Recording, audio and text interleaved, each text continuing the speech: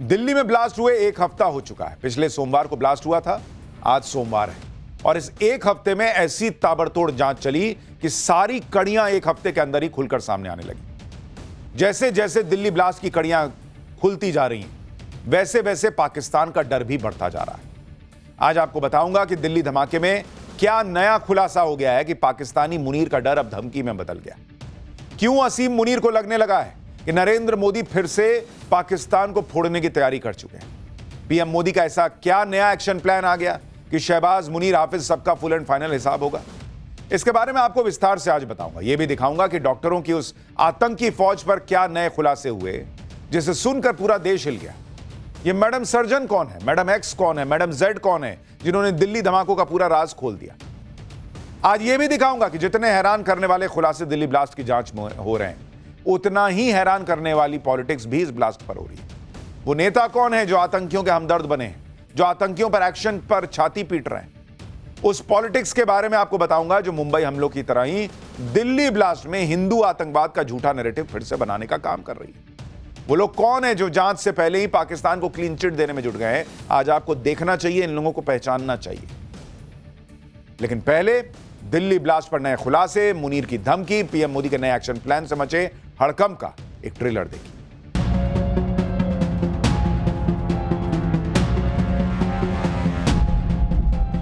आतंकवादी हैं या उनके आका हैं, वो हमारे लिए समान मान है। हम उसको जवाब देंगे। शुरू भी नहीं हुई थी, सिर्फ एक ट्रेलर दिखाया गया था और ट्रेलर के बाद 88 घंटे में वो ट्रेलर खत्म हो गया। क्या सरकार आरएसएस का भी जांच करेगी, ये हमारा सवाल है। पढ़ा लिखा डॉक्टर अपने ऊपर आरडीएक्स बांध के अपनी जान उड़ाएगा, उसके साथ कई लोगों को उड़ाएगा, तो मुल्क में तो कोई सेफ्टी नहीं है। इन डॉक्टरों को ऐसा क्या हुआ कि इन लोगों को यह रास्ता इख्तियार करना पड़ा।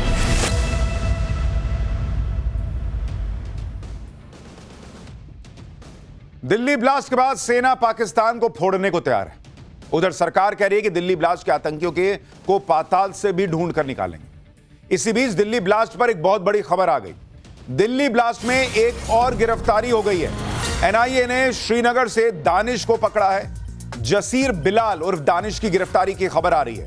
वो अनंतनाग का रहने वाला है।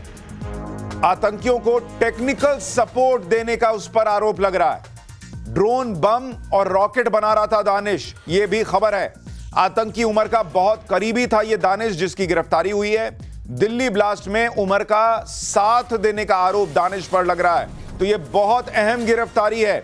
दानिश डॉक्टर उमर का वो साथी जो बहुत करीबी था और डॉक्टर उमर वो जिसने ये धमाका किया था। और कहा जा रहा है कि दानिश जो है वो रॉकेट बना रहा था, ड्रोन बम बना रहा था। और सोचिए गिरफ्तारी ना हुई होती तो और क्या क्या ये लोग प्लान किए बैठे थे। 24 घंटे में यह दूसरी बड़ी गिरफ्तारी है। जांच एजेंसियां पाताल से भी ढूंढकर साजिश करने वालों को दबोच रही हैं। खुद को धमाके से उड़ाने वाले डॉक्टर उमर के करीबियों को चुन चुन कर पकड़ा जा रहा है। इससे पहले एनआईए ने आतंकी उमर नबी के सहयोगी आमिर राशिद अली को पकड़ा है। एनआईए ने उसे 10 दिन की रिमांड पर लिया है। आमिर राशिद वही आरोपी है जिसके नाम पर धमाके में जो i20 कार इस्तेमाल हुई थी वो इसी के नाम पर खरीदी गई। आमिर राशिद जम्मू कश्मीर के पंपोर के संबूरा का रहने वाला है। एनआईए का आरोप है कि आतंकी धमाके की साजिश में आमिर राशिद ने ही उमर का साथ दिया था। उमर तो धमाके के साथ उड़ गया, लेकिन आमिर अब उमर के राज खोल सकता है। यानी 24 घंटे में एनआईए के हाथ दो अहम किरदार लग गए जो पूरी साजिश का पर्दाफाश कर देंगे। और ये दो अहम किरदार जिन्हें यह पता है कि दिल्ली ब्लास्ट में खुद को उड़ाने वाले उमर का असली प्लान क्या था। उन्हें यह भी पता चलेगा उनसे कि इसमें पाकिस्तान में बैठे मसूद अजहर और आतंकी संगठन जैश ए मोहम्मद का क्या रोल है। क्योंकि यह माना जा रहा है कि जिस तरह की साजिश रची गई थी वो पूरे देश को दहलाने की थी। देश के खिलाफ इस बड़ी साजिश को जांच एजेंसियों ने अलर्ट रहते पकड़ लिया, नहीं तो और बड़ी घटना हो सकती थी। इतनी बड़ी आतंकी साजिश पाकिस्तान के बिना किसी सपोर्ट या इशारे के मुमकिन ही नहीं। आप यह भी देखिए कि दिल्ली ब्लास्ट में जो भी पकड़ा गया उनके जैश ए मोहम्मद से कनेक्शन को खंगाला जा रहा है।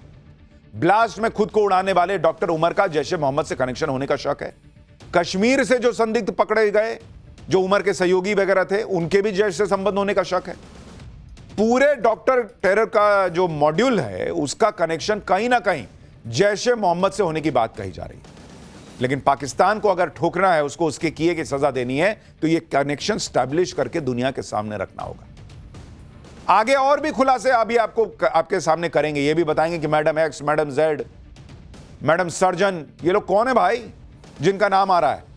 लेकिन पहले ये देखिए कि इधर मसूद अजहर और जैश ए मोहम्मद का नाम इस आतंकी घटना में सामने आने लगा है। उधर भारतीय सेना ने पाकिस्तान को फिर से फोड़ने की तैयारी कर ली। Army chief general Upendra Dwivedi ने आज क्या कहा है जो पाकिस्तान में खलबली मचा रहा है, सुनिए एक बार। मैं तो ये कहना चाहूंगा कि मूवी शुरू भी नहीं हुई थी, सिर्फ एक ट्रेलर दिखाया गया था और ट्रेलर के बाद 88 घंटे में वो ट्रेलर खत्म हो गया था। तो आगे आने वाले हालात कैसे होंगे, ये इसके बारे में हम पूरी तैयारी करके बैठे हुए हैं। और अगर कोई ऐसा हमें मौका देता है पाकिस्तान, तो हम उसको भरपूर एक शिक्षा प्रदान करना चाहेंगे उसको कि कैसे एक जिम्मेवार नेशन को अपने पड़ोसियों से बिहेव करना चाहिए। लड़ाई कितने दिन चलेगी ये आज हम नहीं बता सकते हैं। हमने तो लड़ाई तकरीबन मान लीजिए 88 घंटे में की, कल कोई 4 महीने भी चल सकती है, 4 साल चल सकती है। अब सेना प्रमुख जो कह रहे हैं वो इशारों में बहुत साफ मैसेज दे रहे हैं कि भाई ऑपरेशन सिंदूर तो सिर्फ ट्रेलर था, यानी अगली बार पाकिस्तान पर और ज्यादा कहर बरपेगा। सेना प्रमुख ने साफ कह दिया कि पाकिस्तान से कुछ दिन या घंटों की नहीं, अब लंबी जंग हो सकती है। और लंबी जंग का मतलब यह है कि पीएम मोदी पाकिस्तान का फुल एंड फाइनल इलाज करेंगे। भाई वो कह तो रहे हैं कि 4 महीने भी हो सकता है, 4 साल भी हो सकता है।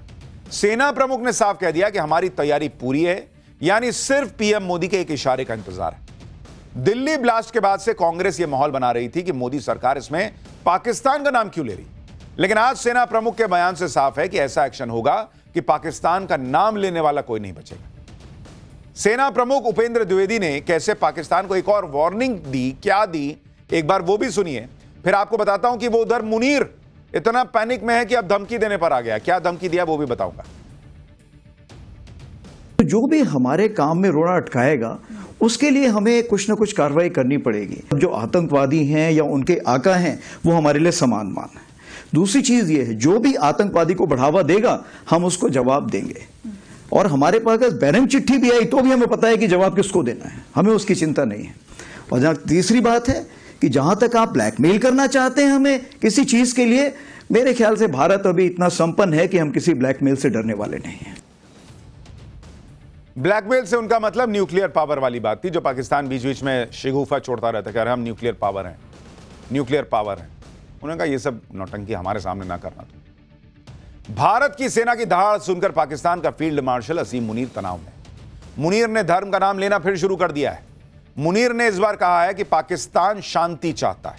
अच्छा, ये शांति चाहते हैं, कह रहा है कि लेकिन किसी भी तरह की आक्रमणकारी हरकत का जवाब दृढ़ता से दिया जाएगा।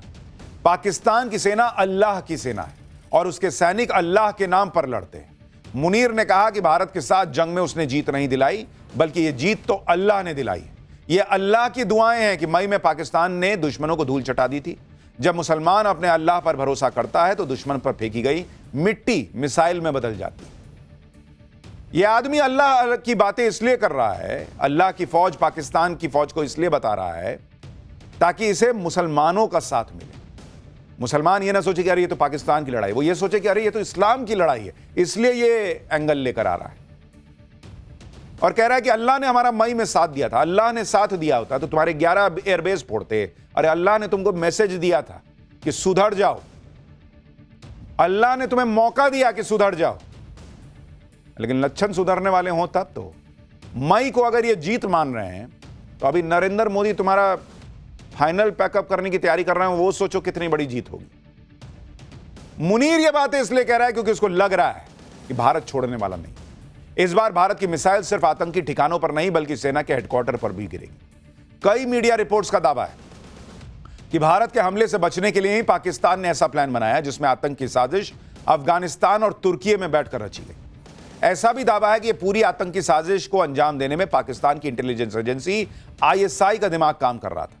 पाकिस्तान को यह भी पता है कि अगर उसके खिलाफ आतंकी हमले के सबूत मिले तो फाइनेंशियल एक्शन टास्क फोर्स यानी FATF का शिकंजा कस जाएगा। इसलिए यह दावा किया जा रहा है कि ISI ने ऐसा प्लान बनाया जानबूझकर जिसमें आतंकी हमले में उसका कोई डायरेक्ट कनेक्शन या लिंक मिल न सके। इसी वजह से जम्मू कश्मीर का मौलवी इरफान अहमद है उसका इस्तेमाल किया गया डॉक्टरों का ब्रेन वॉश करने के लिए, और जो भारत में रहने वाले लोग हैं उनका इस्तेमाल किया गया ब्लास्ट करने के लिए। पहलगाम में इन्होंने खुद भेज दिया था पाकिस्तानियों को अटैक करने, इस बार भारत के ही लोगों को इस्तेमाल कर लिया कि भाई तुम ही फोड़ो बम, नहीं तो भारत हमको फोड़ देगा। दिल्ली ब्लास्ट पर हैरान करने वाले खुलासे होते जा रहे हैं। आज एक बहुत बड़ा खुलासा और हुआ है। एनआईए को धमाके वाली i20 कार की ड्राइविंग सीट पर आतंकी उमर नबी का जूता मिला है। ड्राइविंग सीट के नीचे के राइट फ्रंट टायर से एक जूता बरामद हुआ जिसमें मेटल नुमा सब्सटेंस पाया गया। शक है कि यही विस्फोट का मेन ट्रिगर था जिससे ब्लास्ट को अंजाम दिया गया। यह थ्योरी इसलिए भी और पुख्ता हो जाती है क्योंकि जूते में अमोनियम नाइट्रेट और टीएटीपी विस्फोटक के ट्रेस मिले। इससे उमर के शू बॉम्बर होने का शक बढ़ गया है। एजेंसियां इसे 2001 की घटना से जोड़कर देख रही हैं, जब एक अल कायदा का सुसाइड बॉम्बर पेरिस से मियामी जाने वाली फ्लाइट में होममेड बम को जूते के सोल में छुपाकर चढ़ गया था। आतंकी ने अपने जूते में टीएटीपी और पीईटीएन छुपा रखा था। उस पर जांच एजेंसियों को शक है कि उमर ने भी इसी पैटर्न का अपनाया होगा और वो शू बॉम्बर था। साल 2001 में आतंकी ने फ्लाइट में जिस जूते में बम विस्फोटक छुपाने और धमाका करने की नाकाम कोशिश की थी, उस जूते की तस्वीर ये है। काले रंग के जूते के जो उसका सोल होता है उसको काटकर उसमें विस्फोटक और ट्रिगर दोनों भर दिया गया था। आशंका जताई जा रही कि उमर ने भी इसी पैटर्न का इस्तेमाल किया होगा। उमर के जूते में टीएटीपी विस्फोटक का ट्रेस मिलने से जांच एजेंसियों के कान खड़े हो गए, क्योंकि टीएटीपी यानी ट्राई एसीटोन ट्राईपेरोक्साइड एक घरेलू विस्फोटक है जो बहुत अस्थिर और खतरनाक होता है। इस वजह से इसे मदर ऑफ सैटन यानी शैतान की अम्मा कहा जाता है, क्योंकि यह बनाने वाले को भी मार सकता है। यह इतना सेंसिटिव होता है कि थोड़ी सी गर्मी, थोड़ा सा घर्षण या स्टैटिक बिजली से भी इसमें जोरदार धमाका हो जाता है। मान लीजिए किसी बॉक्स में टीएटीपी है और कोई बॉक्स का ढक्कन खोल रहा है, तो उतने से फ्रिक्शन से भी टीएटीपी ब्लास्ट हो सकता है। अगर यह गीला हो जाता है तब भी ब्लास्ट कर सकता है। केवल 1 ग्राम टीएटीपी का ब्लास्ट भी एक व्यक्ति को गंभीर रूप से घायल कर सकता है। यह विस्फोटक देखने में सफेद पाउडर जैसा होता है, लेकिन सस्ता है, आसानी से फट जाता है, इसलिए आतंकी इसका ज्यादा इस्तेमाल करते हैं। जैश जैसे आतंकी संगठन भी इसका इस्तेमाल करते हैं। अब कहा जा रहा है कि यही टीएटीपी जो है वो ये डॉक्टर उमर के जूते में भी मिला है। दिल्ली ब्लास्ट की जांच में यह भी खुलासा हुआ है कि आतंकी D6 मिशन की साजिश में जुटे थे। अब ये D6 क्या है? D6 मिशन का लक्ष्य 6 दिसंबर को आतंकी हमला करना था। देश के अलग अलग 6 शहरों में आतंकी हमले की प्लानिंग थी। आतंकी हमलों के बाद नेपाल भागने की साजिश थी इनकी।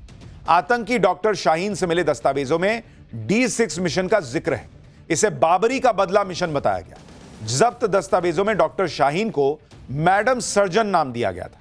आतंकी आकाओं ने शाहीन को विदेश में नौकरी दिलाने का वादा कर रखा था। दिल्ली जांच की ब्लास्ट में अब मैडम एक्स और मैडम जेड की भी एंट्री हो गई। ये तो मैडम सर्जन है, इसको मैडम सर्जन करके बुला रहे थे, लेकिन ये मैडम एक्स और मैडम जेड कौन थी? जांच एजेंसियों को डॉक्टर शाहीन के कॉन्टैक्ट लिस्ट में 2 नंबर मिले। कॉन्टैक्ट लिस्ट में मैडम एक्स और मैडम जेड के नाम से इन्हें सेव किया गया था। शाहीन और मैडम सर्जन को दोनों नंबरों से निर्देश भेजे जाते थे। शाहीन ने मैडम एक्स को एक मैसेज भेजा था जिसमें लिखा था, आपने जो मेडिसिन मंगवाई थी वो इस हफ्ते पहुंच जाएगी। मैडम एक्स ने रिप्लाई में कहा था कि ऑपरेशन के लिए दवाई कम नहीं पड़नी चाहिए। मेडिसिन शब्द का इस्तेमाल विस्फोटक के लिए किया गया था और ऑपरेशन शब्द का इस्तेमाल आतंकी हमले का कोडवर्ड था। जांच एजेंसियों को शक है कि यह मैडम एक्स और मैडम जेड जैश-ए मोहम्मद के सरगना मसूद अजहर की बहनें हो सकती हैं। आतंकी शाहीन को लेकर सूत्रों के हवाले से चौंकाने वाली जानकारियां सामने आ रही हैं। डॉक्टर शाहीन और जैश-ए मोहम्मद मिलकर एक बड़ी साजिश को भारत में अंजाम देने वाले थे।